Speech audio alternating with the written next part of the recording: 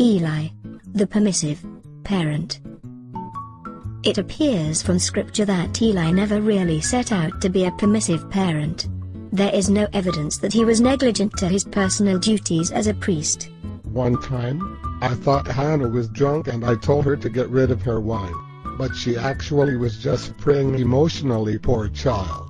I see myself as being harsh sometimes. Eli was not reluctant to step in and reprimand people. My sons misuse their positions and break the rules when it comes to animals and meat for sacrifices.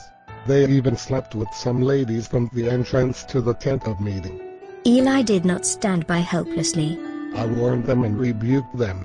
I told them that their sins were against the Lord Himself, and not just against other people. But they refused to listen. We are tempted at this point to say Eli did his job. At least he loved his two sons enough to say something. But there is another factor at work here that neutralized the outcome Eli could have had. The sons were enjoying the meat of the sacrifices, and they were cooking it the way they wanted. It does look rather delicious. They made sure they retrieved all they wanted, and it appears they shared this with their father, Eli. It would be an awful waste not to eat this meat. Eli became rather fat from eating the meat, enjoying the profits of his son's bad behavior. When Eli was approached by a man of God, he was asked, "Why do you honor your sons more than me, by fattening yourselves on the choice parts of every offering made by my people?" I get it. I compromised my authority by sharing in the benefits of their wrongdoing, but I enjoy the meat far too much, even if it does make me fat. What is the result of all this? They did not have to listen to him.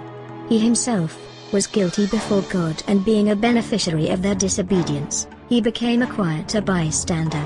How often does this happen? Parents cannot call their children out for a rebellion against God because the parents have displayed they were not listening to God either. Then one day Eli got some bad news. His two sons were killed and the Ark of the Covenant had been taken. Eli fell over backward, and his neck was broken and he died, for he was an old man, and heavy.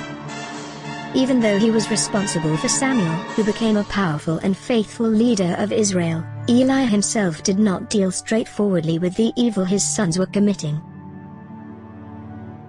From your experience, what are some of the reasons a parent might overlook or fail to address the wrongdoing of his or her child?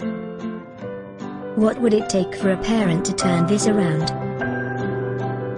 How might one's faith in God help? Thank you for your time. This has been the presentation of Parents Arise.